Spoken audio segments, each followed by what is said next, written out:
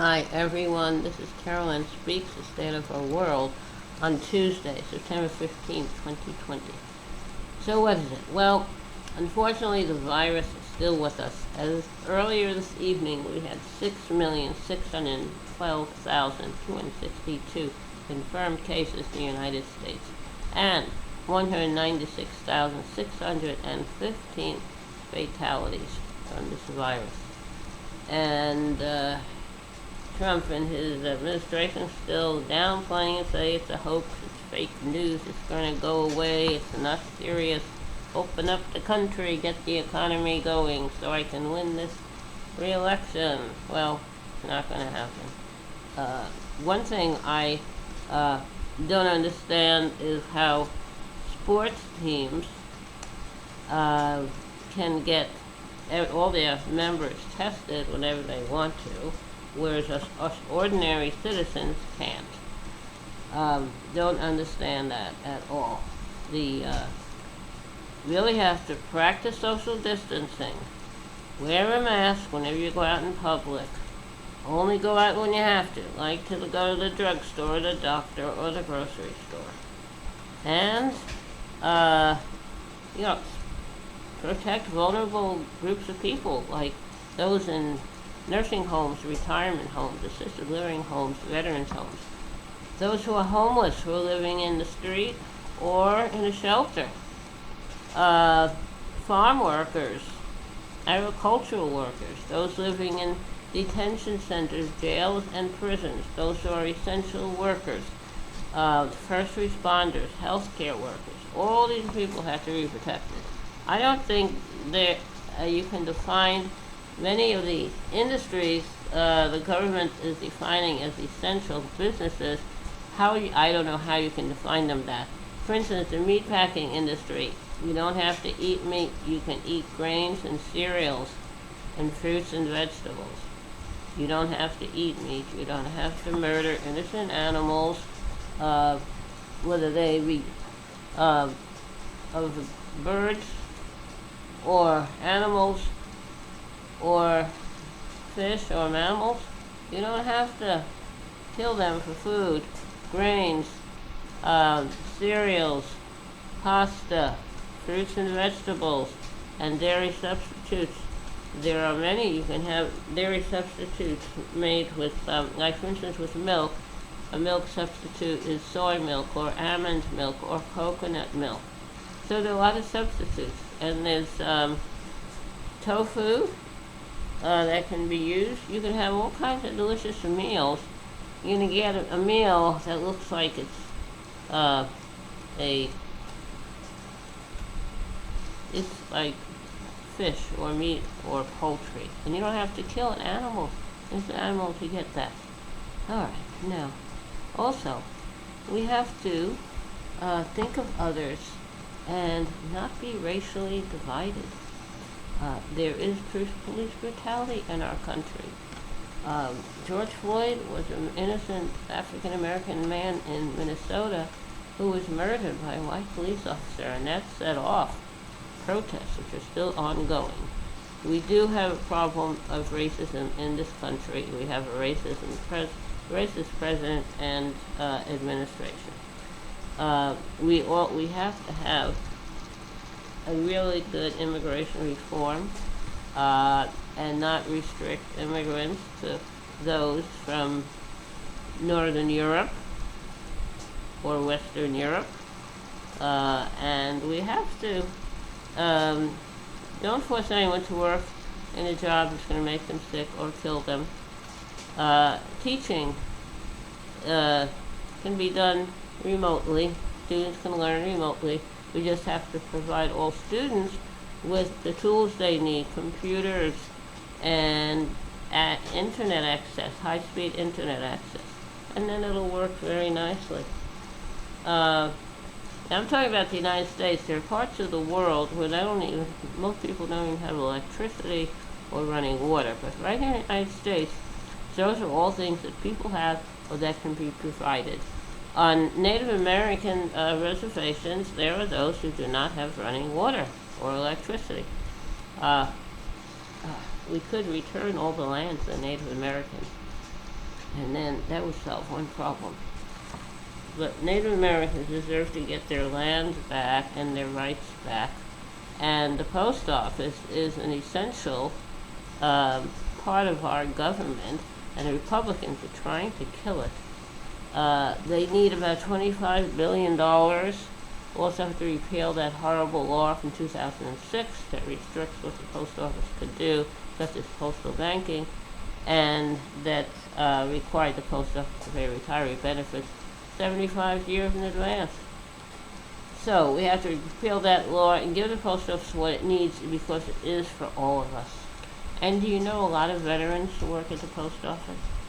So let's save the post office. Let's get rid of this guy, DeGioia, who's trying to kill it, along with Trump, removing those blue collection boxes from street corners, removing mail sorting machines, changing schedules around that all the mail in the post office is not going out with trucks. The trucks are running empty sometimes. So we really need to get the post office back the way it was before all this started. Now, and we need to test everyone for the virus.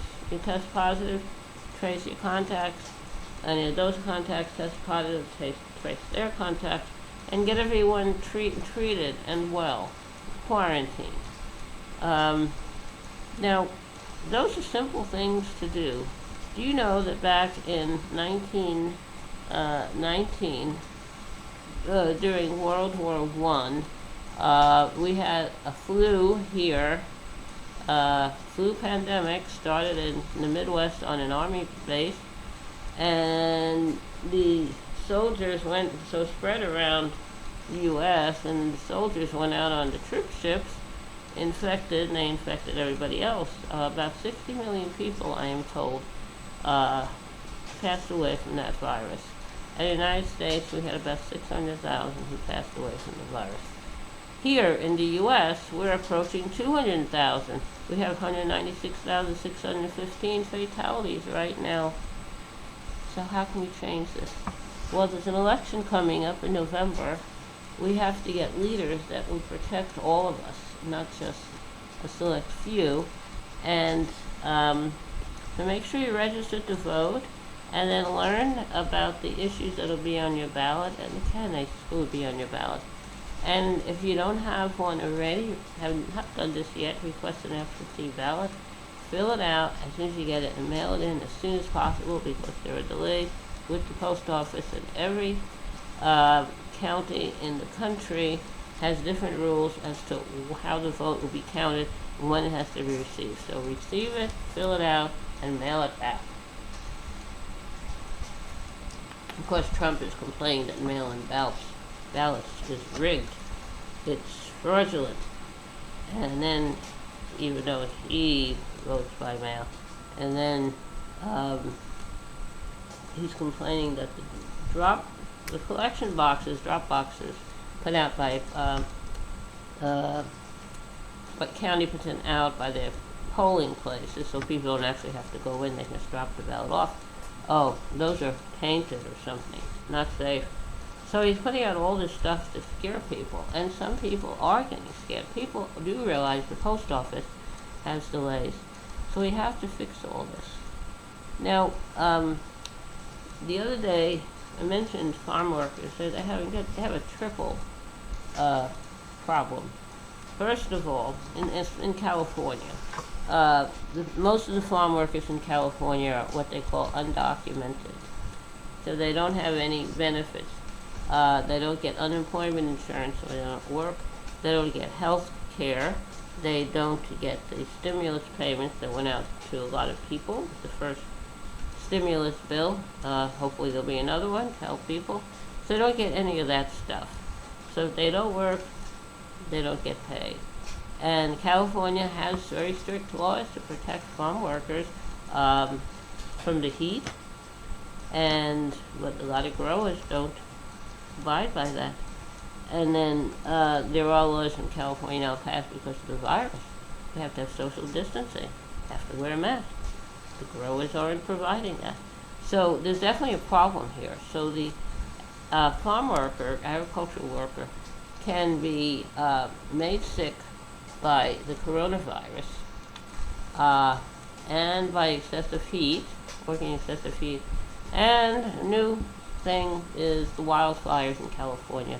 The air is definitely polluted from the smoke causes little particles. They get into your lungs very bad, so you have to wear a mask.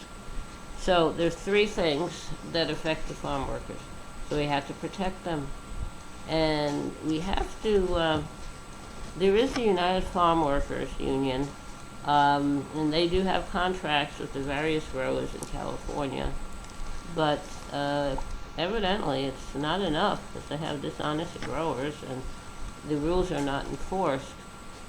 Also, prisoners typically work on these wildfires while they're prisoners, but when they get released, they're not able to become firefighters, professional firefighters. So now things are being changed. It would make it easier for them to become professional firefighters. That's nice. All right, now that's a lot of stuff so far. We have some things happening with immigration and customs enforcement of them taking female detainees, and these are at facilities that are like prisons.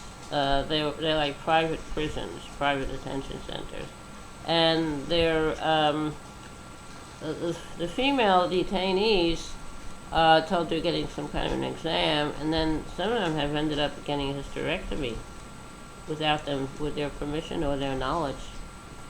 So something's definitely up with our immigration system and our whole country, actually. We still have children in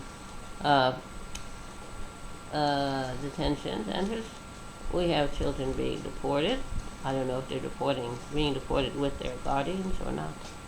So it's a very sad situation indeed. And we still have the people who are protesting, having to quarantine, having to do social distancing, having to wear a mask. It's for your own good. It's for everybody's good. So we really need to have some discipline here. What do you think? Okay, the song I try to sing is Island of Dreams, which was written by Tom Springfield of the Springfields folk trio, and the lead singer was Dusty Springfield, his sister. All right, here we go. High in the sky is a bird on the wing. Please carry me with you, far, far away from the mad rushing crowd. Please carry me with you. Again I would wander where memories enfold me. There on the beautiful island of dreams, high in the sky is a bird on the wing. Please carry me with you. Okay, that's Island of Dreams. I don't know all the words, but hope you liked it. Anyway, thank you for joining us this evening, Tuesday, September 15, 2020. Hope you'll be back again tomorrow evening for another meeting with Caroline Speaks, the State of Our World. Stay safe, take care of yourself and others, and remember, kindness goes a long way. Kindness goes a very long way. Thank you. Good night.